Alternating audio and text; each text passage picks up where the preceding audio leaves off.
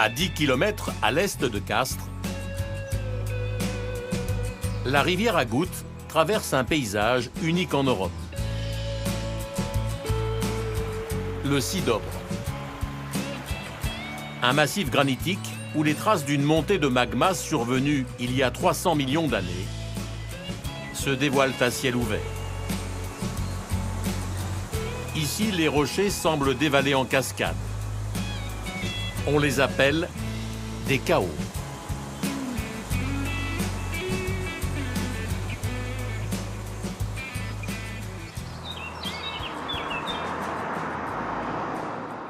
Patrick Urbano, le géographe, est attendu au chaos de la Rouquette. Il va conseiller les défricheurs qui entretiennent ces sites. Quand on intervient comme ça sur un site naturel, l'enjeu en fait, c'est de mettre en scène le chaos pour faire partager une sensibilité aux espaces naturels, aux paysages.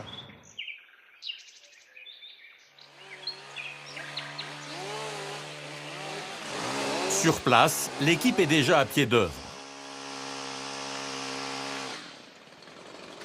Toute la journée, ils vont nettoyer le chaos pour que les randonneurs puissent découvrir les plus beaux rochers. L'enjeu, c'est de reconquérir des espaces complètement oubliés, complètement fermés par la végétation, des chaos extraordinaires qui figuraient dans les livres anciens et qu'on a remis au goût du jour et quand les gens les ont découverts, parce qu'on a ouvert de l'accès, parce qu'on a traité la végétation, ils ont trouvé ces lieux magnifiques. Gilbert, regarde là, oui. L'élagage peut-être du chêne là, et les rejetons là. Les rejetons. Sous la direction de Patrick, les élagueurs choisissent les arbres à couper pour protéger la diversité végétale.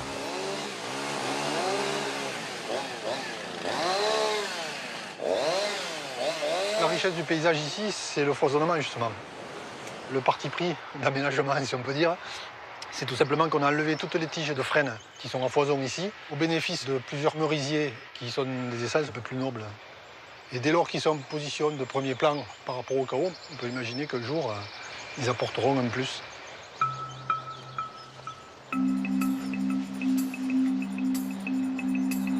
Au cœur des blocs de granit coule une petite rivière, le Lézère. Elle est insoupçonnable depuis l'extérieur. Nous sommes dans les entrailles du chaos de granitique, au cœur de la réalité minérale du Sidobre. Ce qui me fascine, c'est la capacité érosive de l'eau, qui est une véritable râpe. Les paysages du Sidobre, ils interrogent toujours les visiteurs, ils passionnent les photographes, mais surtout ils fascinent les gamins. Quand on est enfant, c'est un terrain d'aventure extraordinaire. On voit des cavités, l'obscurité, et si on a un peu de témérité, on va courageusement à la découverte. On va à la découverte comme on irait à la découverte d'un monde perdu, qui fait l'intérêt des chaos du Sidobre.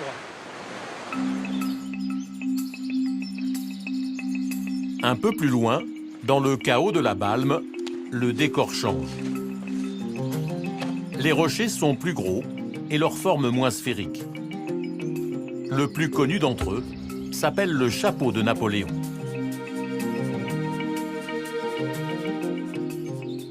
Probablement que dans la période d'érosion, il s'en est peut-être pas fallu de beaucoup, sinon quelques centaines, milliers, voire millions d'années, de le retrouver en bas. Et a priori, il a peu de chance, aujourd'hui en tout cas, de basculer.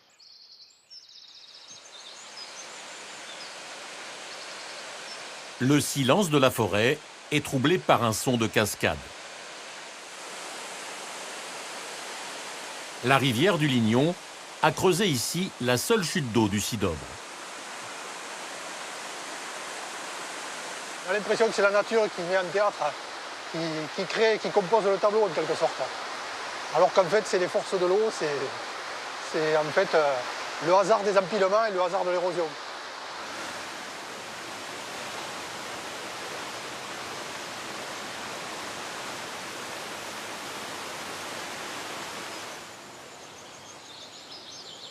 Ce paysage, je suis tombé dedans quand j'étais tout petit. Il est tellement insolite, il convoque tellement l'irrationnel que la rencontre, elle est forcément explosive.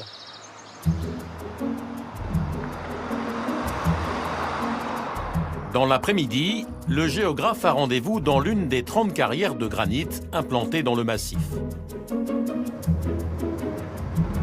L'extraction de cette roche, de grande qualité, y est récente.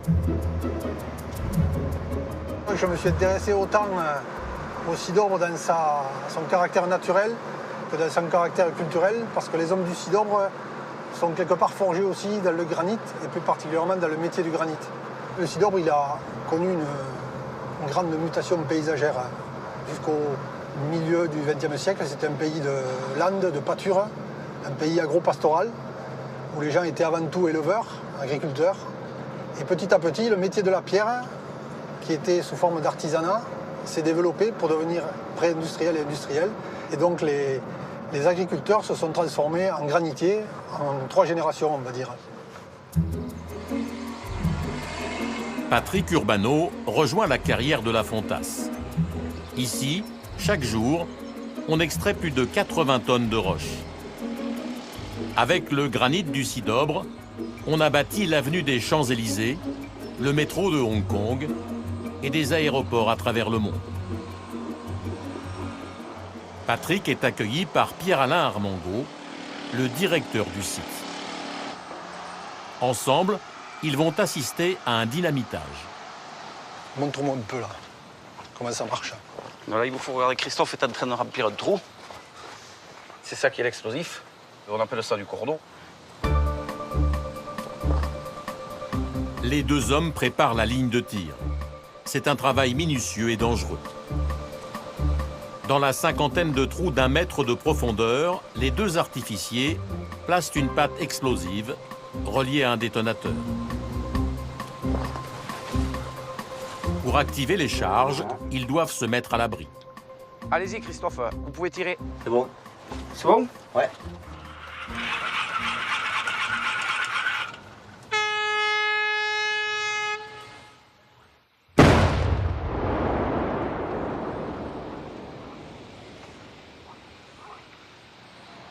Avec l'onde de choc, l'énorme bloc est coupé en 2. Ça a bougé. Et comme tu peux le voir, ça a coupé relativement parfaitement. Quand on sait que ça pèse aux alentours de 800 tonnes, il faut s'imaginer la force de l'explosion pour arriver à déplacer un morceau de ce poids. T'imagines à l'époque le temps qu'il fallait? Ben déjà, ça, c'était infaisable. Mais rien que pour couper un caillou comme ça, peut-être ils y passaient un mois. Exactement.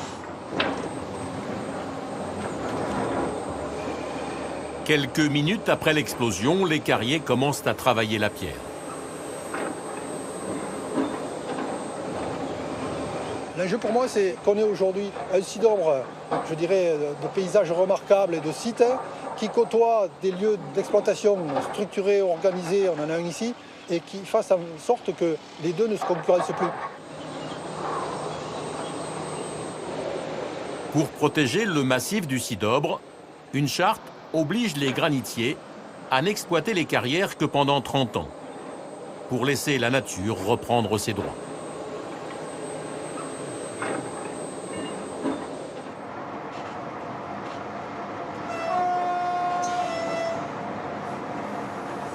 On quitte Albivida. On roule sur la ligne, là, une des plus anciennes de Midi-Pyrénées. Elle s'est construite en 1855, mise en service en 1856.